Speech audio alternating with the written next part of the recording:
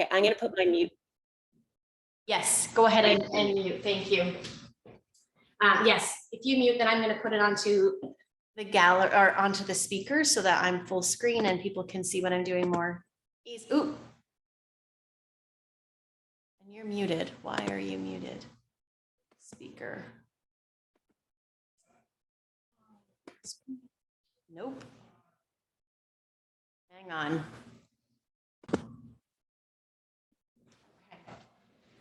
So the top of my head's cut off. Hang on.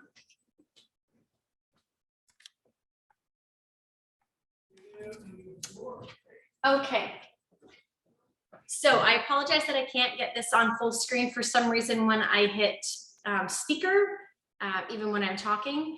Danielle, who's also in the Zoom, she pops up. So we're just gonna have to do the best we can with me on half of the screen. So if you can, watch this on something bigger than your phone so that you can see better on what I'm doing, whether you cast that to a TV, whether you watch it on your laptop or desktop or iPad or something, just so it's a little bit bigger. I want you guys to get as much of the immersive experience as you can. But thank you so much for taking part in our budget-friendly party this week. I'm really excited to show you guys all the different things that Pampered Chef has done with Table, and also to show you these awesome recipes and ideas that you can take and make your own. And this is what really fires me up, is teaching people and learning myself, but teaching people how to make the most of what you have, not stress about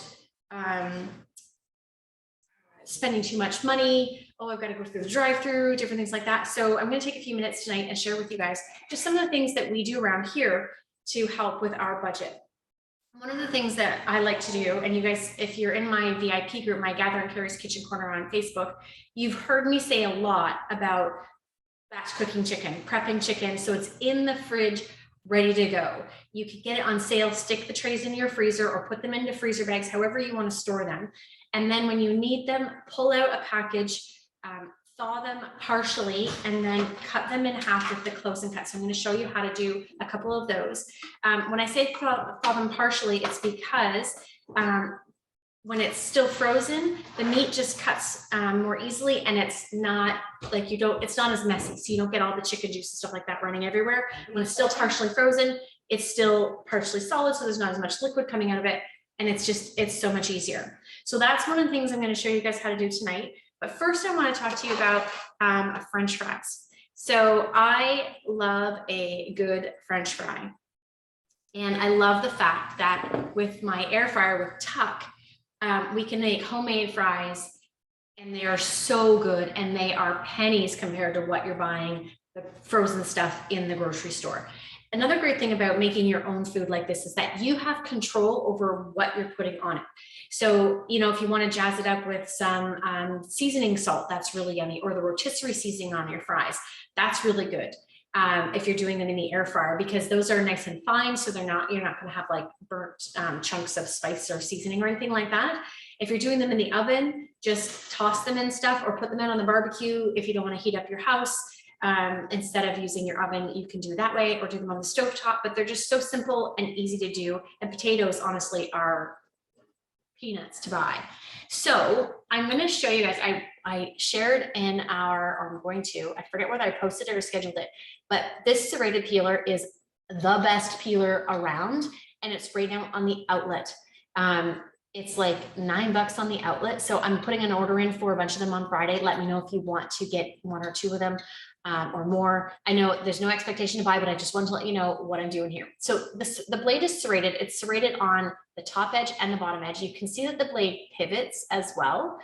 So it moves with your food. This is gentle enough to peel a peach, kiwi, tomatoes if you need to peel them, but it's also tough enough to do carrots. I just did carrots and potatoes. So watch how, and everything in between, like zucchini and cucumber, like anything you need to peel, you can just do it. And instead of using a paring knife, you are wasting such a little bit, because look at how thin that slice is. That is just the peel and a teeny tiny bit of the potato, and that's it. And then also the way this is designed, and our regular veggie peeler, you can do something very similar, but the way this is designed, is that if you have a little spot on your potato, these edges right here on the end, they work to like just dig it out.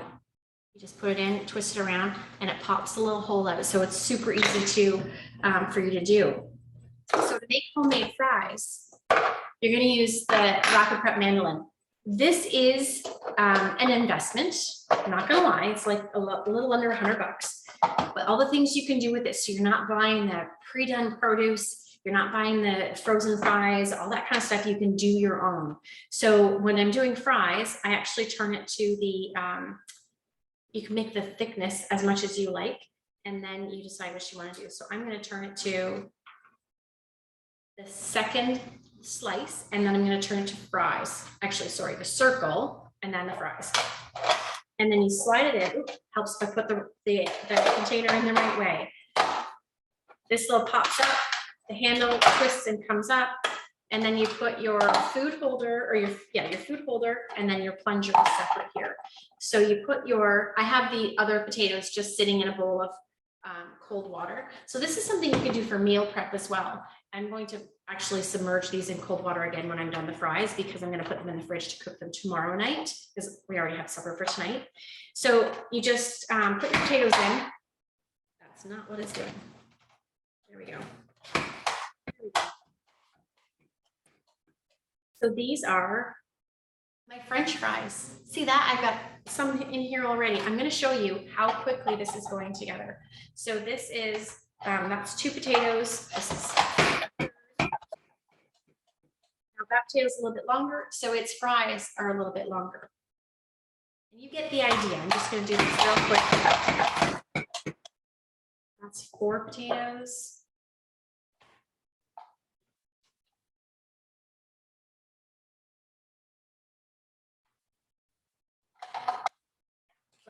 Boom.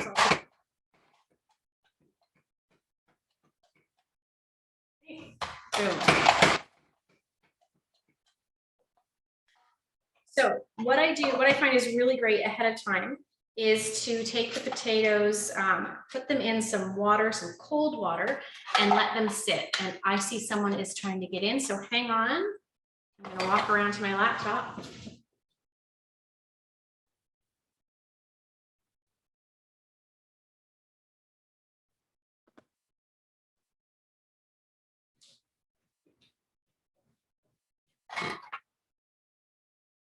Hi, Dale.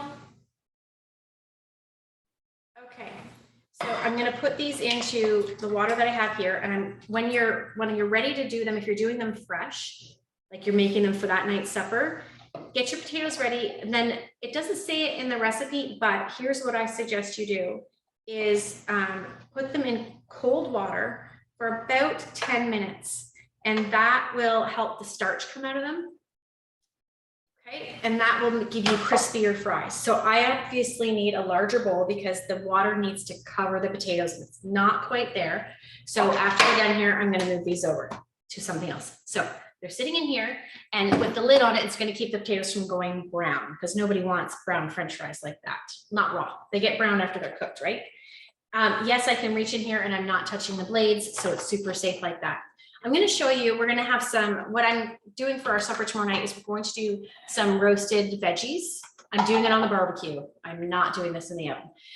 So I'm going to have chicken and the veg just marinating kind of in the same dish. But here's what we're going to do. We're going to do slices of the carrot, and we're going to have them thin-ish. So I'm going to cut these to about, I have 2 carrots here. I'm going to cut them in half each. So each piece is about the same length. And then you just put them in here as well. There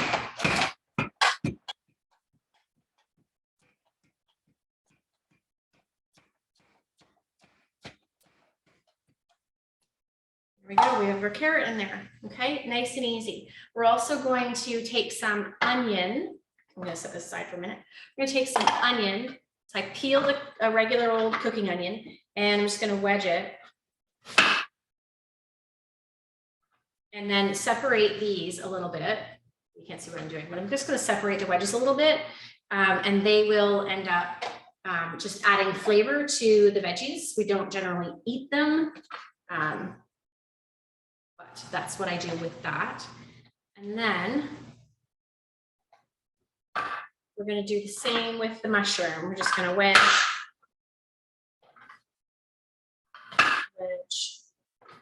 This is my first time using this thing, you guys. Sneak peek. It's not available till September 1, but that's pretty dang cool. And then I'm going to do some pepper. So with the pepper, here's what you do to get the most out of your pepper. So you're not wasting anything. Cut the bottom off your pepper. This is going to be just chunked up into like 2 pieces or so, maybe 3, maybe 4. And they are going in the same container with the carrots and the onions. Then take your pepper, so I have the bottom cut off here, turn it, and you can cut the stem off if it's too awkward. So it's sitting, the bumps would be up, so the stem side is down. And you can see, I can see right in here along where the membranes and the seeds are. And I just slice and I take my knife and I kind of go with the curve of the pepper to get all of that good pepper off. And then even if I have like that, look at that. There's not very much pepper left on that, which is great. I'm just going to cut these up into a couple of chunks. So that's how you do your pepper. And if you're not using all of your pepper, you can see like the red one I pulled out of the bag is that the bottom is cut off, and then we just cut off from the sides as we need it, wrap it up in a paper towel, put it in a baggie in the fridge, and it lasts, well, unless someone eats it more quickly, but it lasts for a few days. So you have that flexibility. So I'm going to set this aside. I'll do that part later. All right. So we have our veg almost all ready. So here's what I'm going to do for the seasonings. You can use any oil you like. I pulled out the garlic parmesan olive oil that we sell. This is on the more expensive side, but you don't need a lot. So I put this in because it's infused with the garlic and the parm already. And I'm going to supplement that with some canola oil. And then I also am putting in some of the French onion seasoning, the French onion dip mix, I should say, because I like that extra flavor.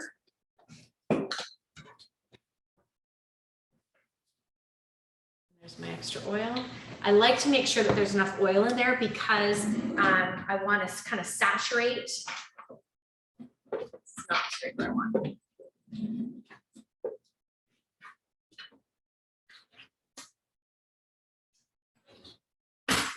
An oldie but a goodie. You know, I've had some of these scrapers for 20 years or more. They really last a long time. So again, friendly for your budget because you're not going to be buying and replacing them all the time, right? So I'm going to add a little bit more oil here. You can add fresh garlic if you want. I'm just going with the garlic parm seasoning or the oil because I don't want to have it overwhelming. And then my veg are just going to go right into this bowl, and the chicken's going to go in there as well as the red pepper. And then it's going to go at the bowl and the lid are going to go into the fridge, and they're going to sit there till I need to cook them tomorrow. So this is a great way for me to be less stressed tomorrow. Also a terrific way to get your, get all your veggies and your proteins and stuff like that in. So here's how you use another tool that I mentioned earlier to stretch your grocery budget further. This guy is the close and cut. Chicken's best friend. Bagels, English muffins, pork chops, cherry tomatoes, grape tomatoes, grapes themselves, pitted olives. Just they go in here. This is like Pac-Man. Remember the Pac-Man arcade game? So you open this up. I always take a fork to grab my chicken because I don't like touching the raw chicken. And then you close it, and you want to have a knife that's at least 7 inches long. So you choose the forged is a great set, but the coated are really nice as well. And then you just cut it this way. Okay, so you end up with 2. There's 1/2 like that. And then the second. So instead of 1 piece of chicken, you now have 2. Instead of 2 pieces of chicken, oh, and this is a big guy, we'll have 4. This chicken breast is enormous, my goodness. So you see how quickly that goes through. It is such a, I mean, if you're looking for something to stretch your budget, that is going to be doing it for sure.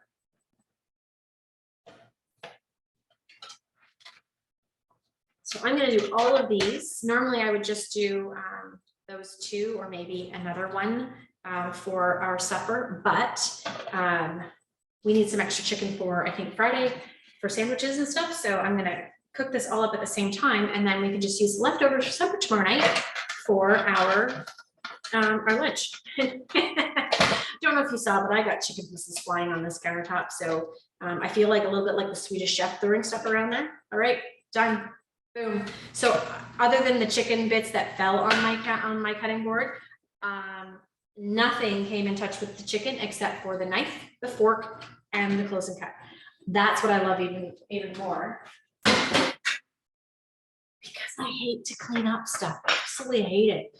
I shouldn't say I hate it. I really strongly dislike it. There. Okay, so now we're going to take this, and the reason I went for this scraper, so the one you can get now is the classic scraper, the small mixing scraper, and it's got the white head. So I like this scoopy guy because I can turn the food around in here and get it all coated with the delicious oil, the French onion dip mix, all that kind of stuff. So while I finish that pepper, I'm gonna get you guys to unmute yourselves and tell me what you liked about this, what you picked up, anything like that. This is your time to shine. So turn your audio on, turn your camera on, and let's hear you because we have about 3 minutes left before my family invades my kitchen again. I find the bandwidth to be a little iffy at this moment, so I won't turn on my camera. Okay, thanks, Dale. You're welcome. I really like the idea of mixing them all together in that one bowl. Now, I missed the first 5 or 10 minutes. Is this going on the barbecue tonight? No, it's for supper tomorrow night. And how will you be doing it? Will you be wrapping it in foil, putting it on the Barbie? I'm probably going to use, I think the Rock Crop Grill Stone. Okay. That's the one I use for that 7-minute steak fajitas. But you could also use that new, like a cast iron pan or a couple of cast irons. You don't have to cook them all in the same thing, but you can. And that's what I'm going to do because it's just easier. I say I'm going to do it, but once I get the stuff out, it might be too big for the one grill stone. I might use the second one, or I might use one of the cast iron skillets. I used my small bar pan for the first time on the barbecue. I was pretty nervous that it was going to break on the barbecue. The stone or the rock crop? Yeah, it was a stone. Okay, so I'm going to caution you to not do that because if it does break, it's not covered under guarantee. Oh, it's so old, I don't suppose it's got a guarantee anymore. That sounds good. That sounds good. Thanks, Dale. Was there anything else you wanted to share?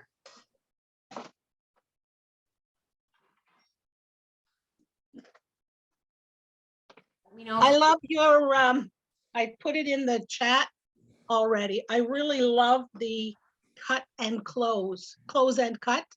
Yes, you were telling me that. Yes. That's awesome. I told Jennifer today that we could use it for chicken, and she was surprised at that, but I said, yeah, I just read it. Yeah. Now I've been using it for raw chicken. Did you intend in your post that I could also use it for my cooked chicken to make slices for sandwiches?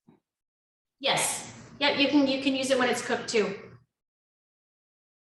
So that's what I was thinking. I was telling her that, and she was surprised. Yeah. And so was I when I read it. That's awesome. That's awesome. Danielle, did you want to share anything? You can show your pretty face. your lovely smile.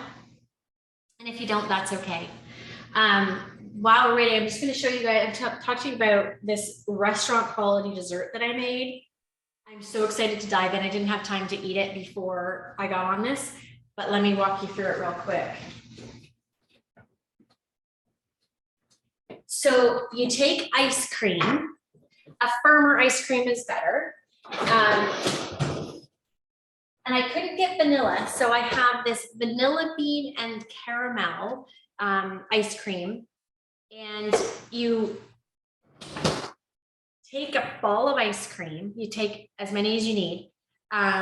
You mix together Frosted Flakes.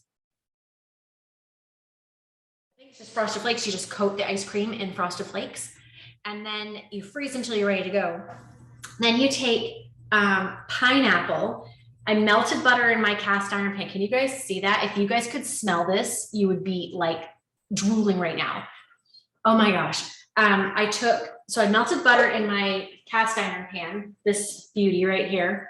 And then I dipped my pineapple pieces, which I use with the pineapple wedger. That's another great way to save money, is use the pineapple wedger, because a whole pineapple, a fresh one, not already prepped and cored, will cost a significant amount more. Your pineapple wedger will pay for itself in like, I think 5 pineapples, if that. Anyway, so I dipped them in. It was a mixture of brown sugar. I used the cinnamon plus because I still had some of that. But you could use cinnamon and ginger and a little bit of salt. And then I cooked them. I sauteed them in the skillet. So the ice cream is going to go with the pineapple rings. It's also going to go with whipped cream that I did. So you can buy whipping cream. Again, you know what's going into it. It called for coconut extract, which I didn't have. So instead I put lime juice into the whipping cream and icing sugar mixture. And I toasted coconut and mixed it with plain cornflakes and granulated sugar. And that's what I coated my ice cream balls in, was the cornflakes, toasted coconut, and granulated sugar. And then, so when you have it, you have your 2 balls of ice cream, 2 pieces of pineapple, some of that delicious limey whipped cream on top, and then there's lime zest you can sprinkle on it.